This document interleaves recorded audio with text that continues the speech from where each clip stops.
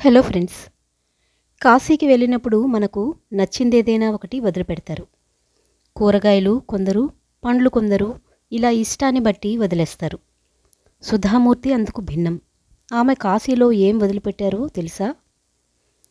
Infosys chairperson, Infosys co-founder Narayanamurthy సతీమణి సుధామూర్తి తన మాటలతో, సమాధానాలతో ఎవరినైనా కట్టిపడేయగలరు.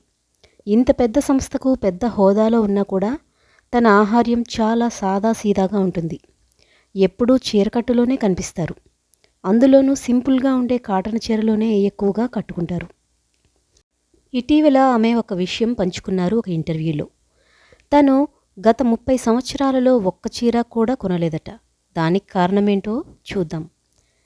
చీరలెందుకు కొనలేదంటే దానికి కారణమేంటో సుధామూర్తి కాశీలో గంగానదిలో పవిత్ర స్నానం చేశాక మీకిష్టమైనది ఏదైనా వదిలిపెట్టేయాలని చెబుతారు.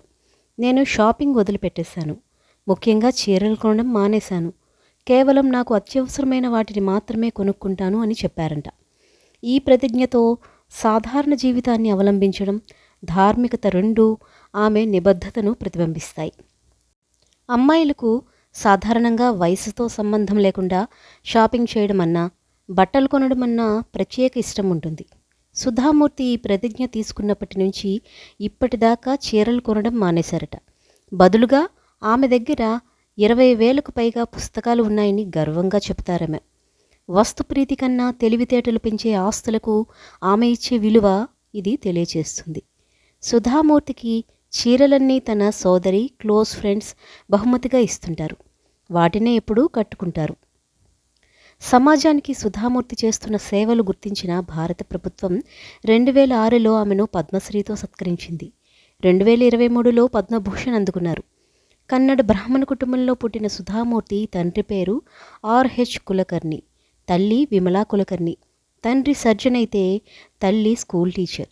సుధామూర్తికి 2 పిల్లలు, కూతురు అక్షితామూర్తి, కుమారుడు రోహన్మూర్తి.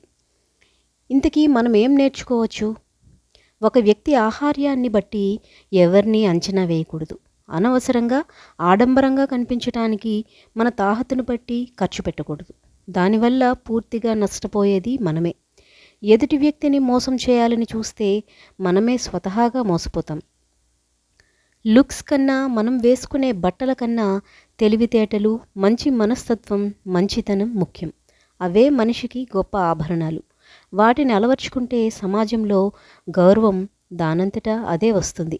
దానికోసం పాకులాడి చేయకూడని తప్పుల జోలికి పోవద్దు.